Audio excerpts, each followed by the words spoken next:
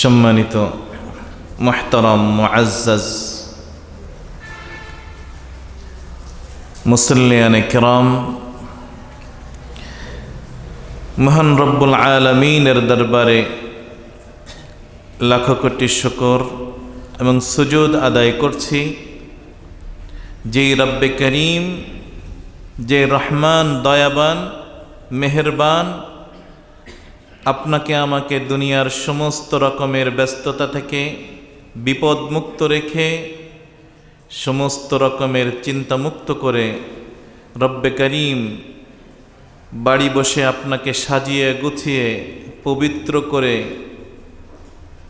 সুন্দর পোশাক পরে তার রসুলের সুন্নাত মাথায় দিয়ে মুআজ্জিন সাহেবের আজানের সাথে সাথে আহ্বানের সাথে সাথে মসজিদে রব্বে করিমের দাওয়াতে তার গৃহে আসার তৌফিক দান করছেন। যেই রব্বে করিম আপনাকে আমাকে এই এত বড় সুযোগ দান করলেন, এত বড় সম্মান দান করলেন, এত বড় অনুগ্রহ করলেন, দয়া করলেন, সেই মহান রব্বুল আলামিনের দরবারে আমরা সকলেই রব্বে করিমের শিখিয়ে দেওয়া বাক্য দিয়ে শুকরিয়া আদায় করছি। আলহামদুলিল্লাহ। আমরা সকলেই পড়ছি রব্বানা লাকাল হামদ হামদান কাসীরান তাইয়িবান মুবারাকান ফীহি লাকাল হামদু বিল ঈমান লাকাল হামদু বিল ইসলাম ওয়া লাকাল হামদু বিল কুরআন। আমরা প্রশংসা করলাম কার? আমরা সবসময় প্রশংসা করব কার? সবসময় একজনই প্রশংসা পাওয়ার উপযুক্ত, তিনি কে? আমাদের সুখের সময় প্রশংসা করব কার? দুঃখের সময়, আমাদের যে সময় বিপদ মুক্ত থাকি তখন প্রশংসা চলবে কার? বিপদে পড়লেও প্রশংসা চলবে আল্লাহ। কারণ হলো বিপদ তো যিনি দেন তিনিই সেই রব, আবার একমাত্র আমাকে বিপদ থেকে উদ্ধার করতে পারেন তিনিই হলেন আমার রব। সুতরাং প্রতিটা মুহূর্তে, প্রতিটা ক্ষণে, প্রতিটা ফলকে পলকে, প্রতিটা অঙ্গে অঙ্গে যেন রবের প্রশংসা ভূষিত হয়। ঠিক কিনা বলেন? আমাদের চতুর্পাশে রবের দিয়ে দেওয়া এত পরিমাণ নেয়ামত, এই নেয়ামতকে আপনি সারা জীবন আপনি যদি গণনা করতে থাকেন আর এই গণনার বিনিময়ে রবের প্রশংসা করতে থাকেন, কিয়ামত হয়ে যাবে, সময় শেষ হয়ে যাবে, দিন শেষ হয়ে যাবে, ক্ষণ শেষ হয়ে যাবে। লাউ কানাল বাহরু মিদাদান, যদি পৃথিবীর সমস্ত সমুদ্রের পানিগুলো যদি কালি হয়ে যায়, লাউ কানাল বাহরু মিদাদান লিকালিমাতি রাব্বি লানাফিদাল বাহরু ক্বাবলা আন তানফাদা কালিমাতু রাব্বি ওয়ালাউ জিনা বিমিসলিহি মাদাদা। এই পৃথিবীর সমস্ত পানিগুলো যদি কালি হয়ে যায়, পৃথিবীর সমস্ত গাছের পাতাগুলো যদি খাতা হয়ে যায়, আর রব্বে করিমের নেয়ামতের প্রশংসা রব্বে করিম সম্পর্কে লিখতে থাকেন, তাহলে হয়তো এই কালি ফুরিয়ে যাবে, পাতা ফুরিয়ে যাবে, আপনার জীবন হায়াত পৃথিবীর সময় শেষ হয়ে যাবে, কিন্তু রব্বে করিমের প্রশংসা শেষ হবে না। তিনি হলেন এত বড় রব, আমরা চিন্তাও করতে পারি না।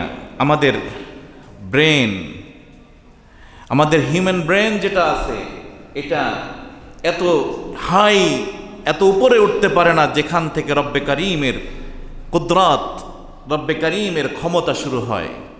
সুবহানাল্লাহ বলেন। এই রব্বে করিম আমাদের সাথে যেভাবে দয়া করে অনুগ্রহ করে মসজিদে নিয়ে আসছেন, এই রব্বে করিম আমাদের জন্য না চাইতে, প্রার্থনা না করতেই আমরা মুসলিমের ঘরে, মুসলমানের ঘরে জন্মগ্রহণ করছি, ঠিক কিনা বলেন? কেউ চেয়েছি আমরা? অধিকাংশ হয়তো কেউ যদি নবমুসলিম ভাই থাকেন তার ব্যাপারটা ভিন্ন, কিন্তু আমরা সকলেই, মেজরিটি এখানে যারা আছি, তারা আমরা কখনোই ফরিয়াদ করি নাই, কখনোই রব্বে করিমের কাছে বলে আসি নাই যে আপনি আমাকে মুসলমানের ঘরে পাঠিয়ে দেন, আমার বাবা মা মুসলমান হবে, আমি সেই ঘরে জন্মগ্রহণ করব। এটা কত বড়ই না কপালের ব্যাপার। সুবহানাল্লাহ বলেন। আবার আপনি আর আমি না চাইতেই মুসলমানের ঘরে অনেক সন্তান আছে যাদের ঈমান নসিব হয় নাই, আছে না নাই? আমার দেশে আমাদের ভাই, আমাদের আত্মীয়, আমাদের স্বজন এদেশেই বসবাস করে, কিন্তু ইসলামের প্রতি তার দরদ নেই, ভালোবাসা নেই, আছে না নাই? নাস্তিকতার মনোভাব, নাস্তিকতা মনা, আছে না নাই? আছে। সুতরাং সেই রব্বে করিম আপনাকে আমাকে অনুগ্রহ করে, দয়া করে সব থেকে বড় নেয়ামত ঈমানি দৌলাত আপনার অন্তরে ঢুকিয়ে দিলেন। এই রব্বে করিম আপনার প্রতি অনুগ্রহ করেছে না করে নাই? আবার আপনি আর আমি কখনো কি চেয়েছি যে আমাদেরকে বিশ্বনবী সাল্লাল্লাহু আলাইহি ওয়াসাল্লামের উম্মত করে দুনিয়াতে পাঠান? কখনো কি চেয়েছি? কখনো চাইনি। কিন্তু না চাইতেই বিশ্বনবী সাল্লাল্লাহু আলাইহি ওয়াসাল্লামের উম্মত বানিয়ে, এই আখির জামানার উম্মত বানিয়ে রব্বে করিম আপনার আমার প্রতি দয়া করে আবার দুনিয়াতে বিশ্বনবীর উম্মত বানিয়ে পাঠালেন। এটা রব্বে করিমের অনুগ্রহ কিনা বলেন? সুতরাং এত দয়া যিনি করেছেন তার প্রশংসা করে কি শেষ করা যায়? সুতরাং আমাদের সব সময় প্রশংসা চলবে একজনের, তিনি কে? আল্লাহ। মুহতারাম হাজিরিন, কথা লম্বা চওড়া না, সহজভাবে যে কথাগুলো বলছিলাম, কয়েকটা সপ্তাহ যাবৎ আলোচনা চলছিল বিশ্বনবীর সাল্লাল্লাহু আলাইহি ওয়াসাল্লামের ফিজিক্যাল ক্যারেক্টার নিয়ে। হুজুর সাল্লাল্লাহু আলাইহি ওয়াসাল্লাম দেখতে কেমন, হুজুর সাল্লাল্লাহু আলাইহি ওয়াসাল্লামের হাতগুলো কেমন, চোখগুলো কেমন, নাকটা কেমন, চুলটা কেমন, হুজুর সাল্লাল্লাহু আলাইহি ওয়াসাল্লামের গায়ের রং কেমন, এমন কি বগলের তলের রংটা কেমন, এটা জানতে ইচ্ছা করে না করে না? করে। কারণ তিনি তো আমাদের মাহবুব, আমাদের প্রিয়। আমরা আর কোথাও যে আশ্বস্ত হতে পারি না, আমরা তার কাছেই আশ্বস্ত হতে পারি।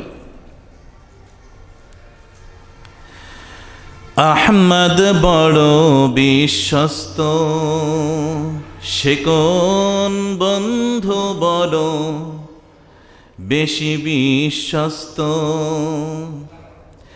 যার কাছে সব খুলে বলা যায়, যার কাছে সব কিছু বলা যায়, সে আমার বেশি বিশ্বস্ত। ঠিক কিনা বলেন? তিনি হলেন আমাদের বিশ্বনবী সাল্লাল্লাহু আলাইহি ওয়াসাল্লাম। তার সম্পর্কে আমাদের জানতে ইচ্ছা করে, অনেক জানতে ইচ্ছা করে, অনেক জানতে ইচ্ছা করে। আমরা যতটুকু পেয়েছি শামায়েলে তিরমিজির মাধ্যমে এটা আমরা বর্ণনা করছি, ঠিক কিনা বলেন? এবং এই আলোকে আল্লাহ রাব্বুল ইজ্জাত আল জালাল বলেন, ওয়া ইন্নাকা লাআলা খুলুকিন আযীম, you have very good in standard of character. আপনাকে একটা সুন্দর চমৎকার একটা চরিত্রের উপর আমি প্রতিষ্ঠিত রেখেছি। এই চরিত্র আমাদের জানতে ইচ্ছা করে না করে না? তো বিশ্বনবী সাল্লাল্লাহু আলাইহি সাল্লামের যেই ফিজিক্যাল ক্যারেক্টার স্টিক্স যেটা ছিল, এটা আমরা আলোচনা করতে গিয়ে বলেছিলাম বিশ্বনবীর চুলগুলো ছিল লম্বা, বিশ্বনবী সাল্লাল্লাহু আলাইহি ওয়াসাল্লামের চুলের সীতা করতেন মাঝখানে, বিশ্বনবী সাল্লাল্লাহু আলাইহি সাল্লামকে চাঁদের চেয়েও সুন্দর দেখা যেত। কেমন? চাঁদের চেয়েও সুন্দর তুমি নবী আমার কামলিহিওয়ালা, চাঁদের চেয়েও সুন্দর তুমি নবী আমার কামলিহিওয়ালা, দো জাহানের বাদশাহ তুমি প্যারা নবী সাল্লে আলা, দো জাহানের বাদশাহ তুমি, প্যারা নবী সাল্লে আলা, চাঁদের চেয়েও সুন্দর তুমি, প্যারা নবী সাল্লে আলা। ঠিক কিনা বলেন? সুতরাং আমার নবীর চেহারা ছিল চাঁদের থেকেও সুন্দর, গায়ের রং ছিল লাবণ্যময়। গায়ের রং ছিল কি? লাবণ্যময়। বিশ্বনবী বলতেন, আনা মালিহুন ওয়া আখি ইউসুফ সাবিহ, আমি ছিলাম লাবণ্যময় সুন্দর, আমার ভাই ইউসুফ সাদা সুন্দর। সুবহানাল্লাহ বলেন। আজকে আরও কিছু হুজুর সাল্লাল্লাহু আলাইহি ওয়াসাল্লামের কিছু চরিত্র সম্পর্কে আমরা জানবো ইনশাল্লাহ। বলেন। বিশ্বনবী সাল্লাল্লাহু আলাইহি ওয়াসাল্লাম সম্পর্কে বললেন, ওয়া কানা বাইনা কাতিফাইহি মাহরুন নবুওয়াহ, she is a last messenger, খাতামুন নবিয়্যিন, সমস্ত নবীদের শেষ। এটার একটা সিল মোহর আছে না নাই? বিশ্বনবীর বাও কাঁধে একটা মাহরে নবুয়ত ছিল। সুবহানাল্লাহ বলেন। সুতরাং কিয়ামত পর্যন্ত যারা নবুয়তির দাবি করো, এই কাদিয়ানীরা আছে না নাই? লাভ নাই, কারণ সিলমোহর মেরে দিয়েছেন কে? আল্লাহ। বিশ্বনবী বলেন, আমি হলাম নবীদের ধারাবাহিকতার শেষ নবী। যেমন ভাবে একটা তসবির দানার মধ্যে থেকে যদি তসবিগুলো পড়তে থাকে ঝরতে থাকে, লাস্ট যেই তসবিটা ঝরে পড়বে, এটাই হলাম আমি মুহাম্মদুর রাসূলুল্লাহ সাল্লাল্লাহু আলাইহি ওয়াসাল্লাম।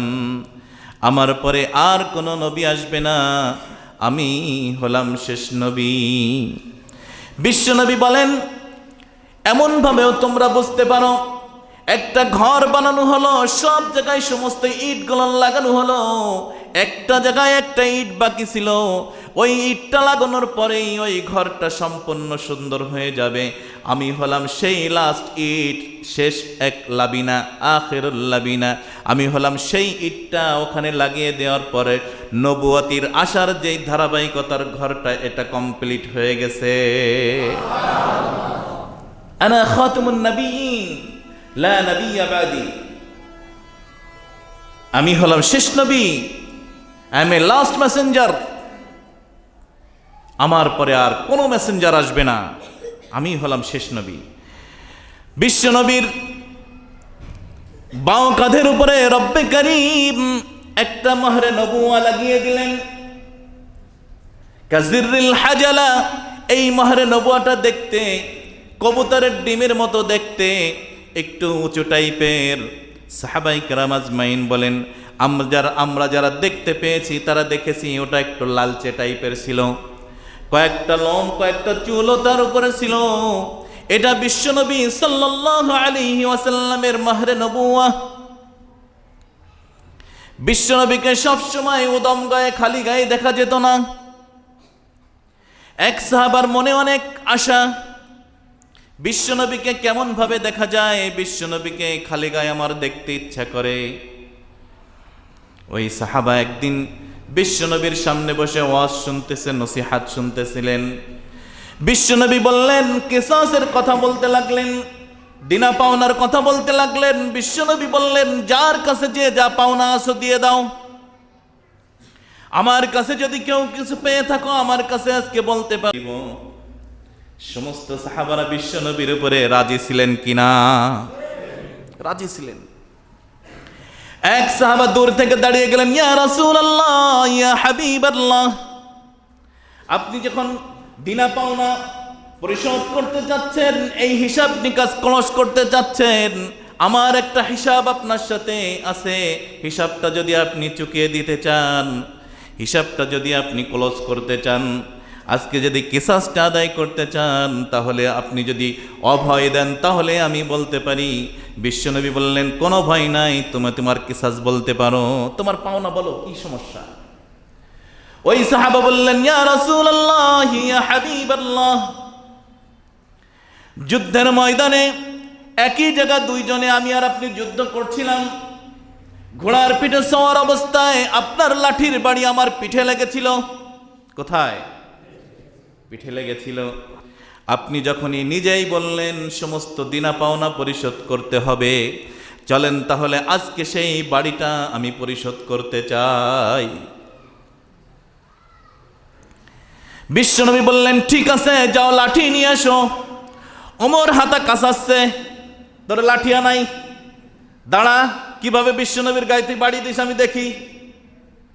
বিশ্বনবী বললেন, ওমর দাঁড়াও, তুমি ঠান্ডা হও, এটা এমন তেমন বিষয় না, এটা আমার এবং তার মধ্যের বিষয়, বাইনিও বাইনা, এটা তোমার কোনো বিষয় নাই, আমার এবং তার মধ্যে দিনা পাওনার বিষয়, আমি এটা কমপ্লিট করতে চাই, তুমি চুপ করে বসো।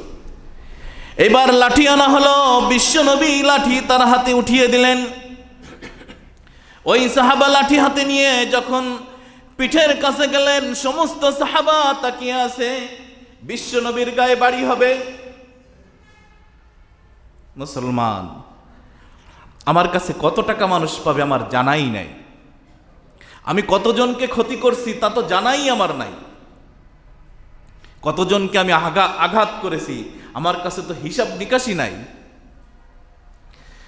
যেই লোকটার জীবনে কোনো গুনাহ নেই, মাসুম বলা হলো, যেই লোকটাকে খোদ রব্বুল আলামিন খুশি রাখার জন্য সমস্ত কাজ করে যেতেন,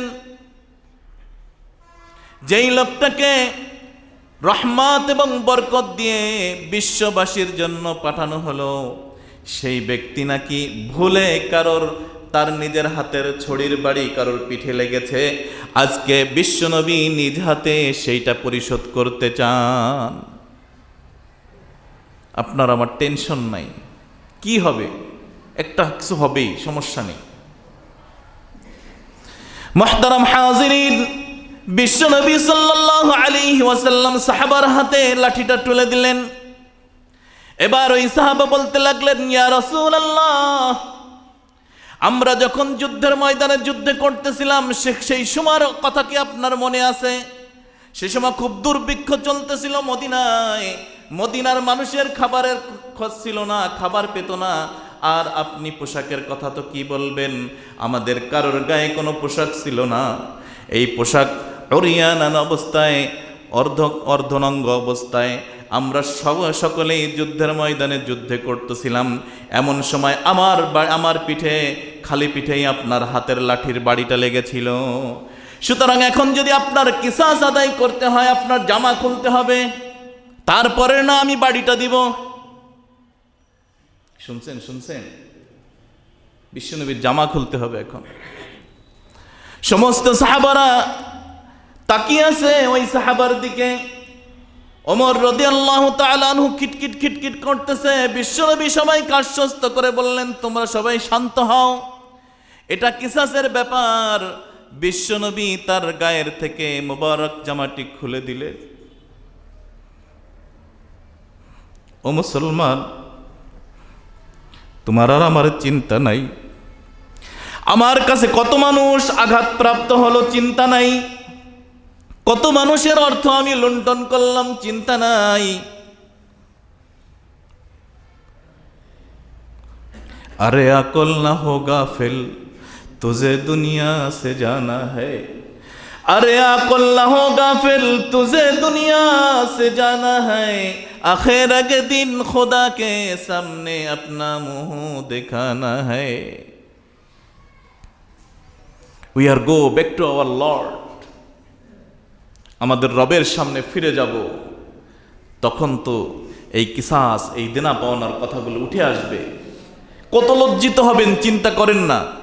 সমাজের সমাজপতি আপনি, সমাজের অনেক অর্থবিত্তের মালিক, আপনি অনেক ক্ষমতাবান, কিন্তু সেখানে যে এই মানুষগুলোর সামনে আপনি লজ্জিত হবেন, মাথা নত হয়ে যাবে, আপনার পিঠে বাড়ি পড়বে, আপনাকে শিকল লাগিয়ে জাহান্নামের দিকে টেনে নিয়ে যাওয়া হবে। আপনি একবার চিন্তা করেন না। মুহতারাম হাজিরিন, ওই সাহাবী যখন বললেন, ইয়া রাসূলুল্লাহ, আপনার শরীরের থেকে কাপড়টা সরাতে হবে, বিশ্বনবী তার মুবারক শরীর থেকে মুবারক কাপড়টি সরিয়ে দিলেন। ওই সাহাবী আর 1 সেকেন্ডও অপেক্ষা করে নাই, 1 সেকেন্ডও অপেক্ষা করে নাই। ওই সাহাবী দৌড় দিয়ে যে বিশ্বনবীকে জড়িয়ে ধরলেন। বিশ্বনবীকে জড়িয়ে ধরে ওই সাহাবী মাহরে নবুয়তের উপরে চুমু খাইতে লাগলেন। আল্লাহু আকবার।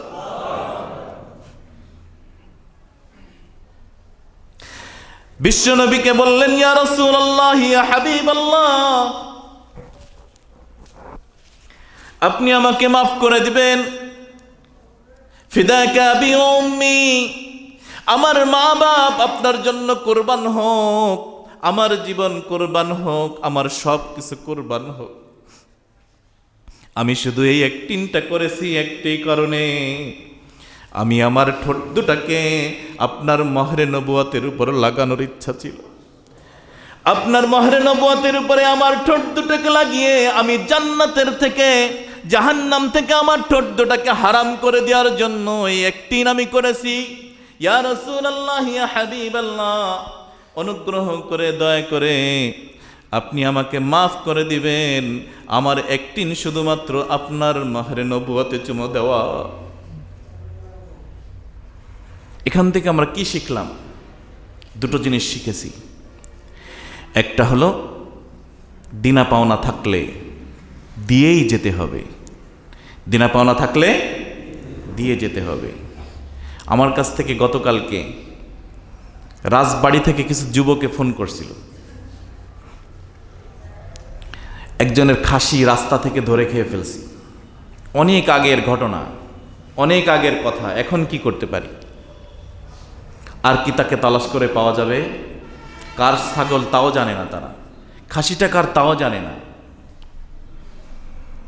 এজন্যই আল্লাহ রাব্বুল ইজ্জাত আল জালাল কুরআনুল কারীমের মধ্যে বারবার বলেছেন, ওয়ালা তুখসিরুল মিজান, কম দিও না। আমরা সকলেই কম দিয়ে যাচ্ছি। মাস্টার সাহেব স্কুলে বাচ্চাকে ঠিকমতো পড়ায় না, কম পড়ায়, কারণ বাড়িতে তার কাছে যে প্রাইভেট পড়বে। ডাক্তার সাহেব রোগীকে ঠিক মতন দেখেন না, কারণ তার প্রাইভেট ক্লিনিকে যাবে। একজন স্বামী তিনিও কম দিয়ে যাচ্ছেন, কম না। স্ত্রী যতটুকু সময় দেওয়া দরকার সময় না দিয়ে তিনি বাইরে ক্রামবোটে লেগে আছেন। সন্তানকে যে সময়টুকু দেওয়া দরকার কম দিয়ে যাচ্ছেন, সন্তানের সাথে সময় না দিয়ে আপনি আড্ডায় মেতে আছেন। মাও কম যাচ্ছেন এই ব্যাপারে। মা তার সন্তানকে যতটুকু দেওয়া দরকার তা না দিয়ে তিনি জি বাংলা স্টার জলসায় আছেন, আছেন না নাই? সন্তানকে যে সময় শিষ্টাচার শিক্ষা দেওয়ার কথা মার, তখন শিক্ষা না দিয়ে তিনি ফেসবুকে আছেন। ঠিক কিনা বলেন? আমরা সকলেই কম দিয়ে যাচ্ছি ভাই, সকলেই কম দিয়ে যাচ্ছি। দেখেন না, সমাজের যিনি সমাজপতি আছেন তিনি সমাজের সবটুকু করছেন না, কম দিয়ে যাচ্ছেন। সুতরাং যার যার জায়গা থেকে, যার যার অবস্থান থেকে পরিপূর্ণ দিয়ে যান। কিয়ামতের দিন থেকে যাবেন, ইহা হাম ऐसा रहे या वैसा रहे, देखना है वहां हम कैसे रहे। এখানে কোন অবস্থায় থাকলেন এতে কোনো আসে যায় না, কোনো আসে যায় না। কারণ এই সম্পত্তি, এই সম্পদ, এই সম্পর্ক, এই ঐশ্বর্য বিশ্বর্য, এই ভালোবাসা, এই ক্ষমতা সব কিছু পৃথিবীর জন্য। এর কোনো কিছুই কাজে লাগবে না যদি আপনি এটাকে সুব্যবহার না করেন। ক্ষমতার সুব্যবহার দরকার আছে না নাই? কিন্তু আমরা করছি। বিশ্বনবী সাল্লাল্লাহু আলাইহি সাল্লামের আরো যে চরিত্র আছে সামনে আসবে, আমাদের সাথে তো কোনোটারই মিল নাই, কোনোটার মিল নাই। বিশ্বনবীর উম্মত বলে দাবি করে যাচ্ছি আমরা। মুহতারাম হাজিরিন, আল্লাহ রাব্বুল আলামিন বলছেন, ওয়া ইন্নাকা লাআলা খুলুকিন আযীম। একটা চমৎকার, একটা সর্ব উৎকৃষ্ট একটা চরিত্রের উপর আপনাকে আমি প্রতিষ্ঠিত রাখছি। এই ব্যক্তিটি as a father, as a leader, as a lawgiver, as a lawmaker, as a reformer in society, Muhammad is a Superman in the world. তিনি যেন তেন মানুষ নয়, তিনি মহামানব, তিনি যেমন তেমন নবী নন, তিনি মহানবী। আমরা সকলেই তার ফলোয়ার, ঠিক কিনা বলেন? আমাদের জীবনে প্রতিটা ক্ষণে প্রতিটা চরিত্রে যেন বিশ্বনবীর আমরা ফলো করতে পারি, ঠিক কিনা বলেন? ফলো করবেন তো? বিশ্বনবী সাল্লাল্লাহু আলাইহি ওয়াসাল্লামের যে চরিত্রগুলো আমরা শুনি, শুনতে খুব মজা লাগে, কিন্তু বাস্তবায়ন করা খুবই কঠিন আমাদের জীবনে। আজকে যে কথাগুলো শুনেছি, প্রথম কথা ছিল হলো লেনদেন ক্লিয়ার। বিশ্বনবীর এই চরিত্র থেকে বুঝেছি আমরা লেনদেন ক্লিয়ার করতে হবে, ঠিক কিনা বলেন? কিয়ামতের দিন সব কিছু আল্লাহ মাফ করতে পারেন। নামাজ পড়েন নাই, যাও ওকে কনসিডার করলাম। রোজা রাখতে পারছিল না, যাও কনসিডার করলাম, ছেড়ে দিলাম। জাকাত দেওয়ার ব্যাপারে একটু গোড়ামিশি করছিলা, আল্লাহ ইচ্ছা করলে মাফ করে দিলাম। কিন্তু আপনি একজনের, আপনাদের দেশে তো হয় না, আমাদের দেশে হয়, আপনাদের দেশের লোক তো ভালো, ওই জমি জাতি করে না, তো আইল কাটে, আইল আমার জমির চারিদিকে যে ঘাসগুলো কাটে, তো কি করে জানেন? ওই জমিওয়ালা যেদিন না যাবে সেদিন যে আইল কাটে, ঘাড়ি কাটে বলে। এই ঘাড়ি কেটে যতটুক আগুনও যায়, আইলটা থাকে দুইজন লোক বা একজন লোক হেঁটে যেতে পারে একটা বোঝা নিয়ে, কিন্তু উনি কাটতে কাটতে এমন করছে যে কোনো রকম পাও ফেলানোর আর জায়গা নাই। আর ওই পাশের লোক তো তিনি ভদ্রলোক, উনি আবার একটু বাড়িয়ে রাখছেন। এখন প্রতি বছর উনি বাড়িয়ে রাখেন আর ইনি কুমান, উনি বাড়িয়ে রাখেন আর ইনি কুমাইতে থাকেন। আস্তে আস্তে দেখা গেছে যে 9 কাঠা জমি ওনার আছে 8.5 কাঠা, আর ইনার 8 কাঠা জমি ইনার হয়ে গেছে কি 8.5 কাঠা। এই জমিতে ডিম পাড়ছে, কি করছে? এনার জমিতে ডিম পাড়ছে, আর ওনার জমি কি অবস্থা ভাই? কিছু নদীতে ধুয়ে গেছে। কিয়ামতের দিন ইতাওয়াক্কুহু ইয়াওমাল কিয়ামা, এই সপ্তম আসমান এবং জমিন, যতটুক তুমি জোর করে খাইছিলা অনেক দরকার, আসো তোমার গলায় ঝুলিয়ে দিই। নাউযুবিল্লাহ বলেন। এই যতটুক আপনি ওই যে জোর করে নিলেন, অন্যায়ভাবে নিলেন, অপরাধ করে নিলেন, কিয়ামতের দিন বলা হবে আসো, তোমার তো এটা খুবই দরকার ছিল, এটুক না নিলে তোমার চলতোই না, তোমার সাথে এটুক থাকতেই হবে, আসো তোমার গলায় এটুক ঝুলিয়ে দিই। পারবেন? পারবেন? দুইখানে ইট উঁচু করে দেখেন, এক বেলা উঁচু করে দাঁড়ায় থেকে দেখেন গলায় বেঁধে। অথচ কিয়ামতের দিন আপনার গলায় এটা পুরোটা আসমান জমিন পরিমাণ, যে এটা তো মালিকানা তোমার দাবি ছিল, জোর করে নিয়েছিলে, আমি যখন দিয়েছি সেটা তোমার পোষায় নাই, তোমার তো আরো দরকার ছিল, চুরি করে নিয়েছো, অন্যায়ভাবে নিয়েছো, অপরাধ করে নিয়েছো, যাও এটুক তোমার গলায় ঝুলিয়ে দেই।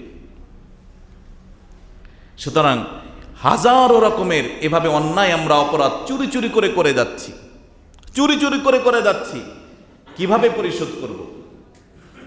কিয়ামতের দিন সব কিছু পরিশোধ হতে পারে, কিন্তু বান্দার হক, আপনার ভাইয়ের হক, আপনার বোনের হক, এটা আরেকটা কথায় এসে যাচ্ছে, বোনের হক। আহা, আমরা যে কোথায় চলছি! 3 ভাই 1 বোন, বাপে বোন রে বলতেছে তোরে তো কিছু দিতে পারলাম না, ভাইকে সব দিয়ে দিয়েছে, এবার বোন রে কাছে তোরে তো কিছু দিতে পারলাম না, তোরে আমার দিল ভরে দোয়া করে দিলাম। কি করে দিলাম? তোমারে দোয়া করতে কইছি, কেটা এরকম দোয়া? আগে জমি দাও, তারপর দোয়া করো, আগে ইনসাফ করো মিয়া। অন্যায় করে তারপর দোয়া করতেছে, এরকম দোয়ার দরকার নেই, আগে ইনসাফ করো, আগে ন্যায় প্রতিষ্ঠা করো, ন্যায় বিচারটা আগে করো। তুমি তোমার মেয়ে যতটুকু পাবে ততটুকু দাও, তারপর তার জন্য দোয়া করো যে তুই তোর স্বামীর বাড়ি ভালো থাকিস, তোর সন্তান নিয়ে সুখে থাকিস। কিন্তু করলেন উল্টাটা। এখান থেকে যখন আপনি বাপের বাড়ির থেকে জমি দিলেন না, ওদিকে স্বামীর গুদানে আসানা নাই, কথায় কথায়, প্রত্যেকটা কথায় তাকে লাঞ্ছিত হতে হয় স্বামীর কাছে। আপনি সুখের দোয়া করে দিলেন বাবা হয়ে, কাজটা করে দিলেন তো উল্টা। মুহতারাম হাজিরিন, তাহলে অন্যায় অপরাধ ভাবে কারোর কোনো কিছু যদি থেকে থাকে পরিশোধ করে দেবেন, ঠিক আছে তো? রাজি আছেন তো? কিয়ামতের দিন কিন্তু ধরা পড়ে যাবেন, আমি আমার কথা বলে গেলাম। আর দ্বিতীয়টা ছিল বিশ্বনবীর প্রতি ভালোবাসা, বিশ্বনবীর প্রতি মহাব্বত, বিশ্বনবীর প্রতি যে শ্রদ্ধা, সেটা কতটুক ছিল যে ওই সাহাবা এত কিছু করলেন শুধুমাত্র বিশ্বনবীর প্রতি ভালোবাসা দেখানোর জন্য।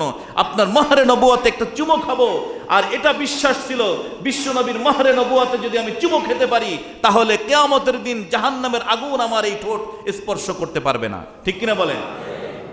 আর বিশ্বনবীর সুন্নাত যদি আমার গায়ে লাগানো থাকে, এই সুন্নাত সহ আমাকে পোড়াই দিবে। কি মনে করেন?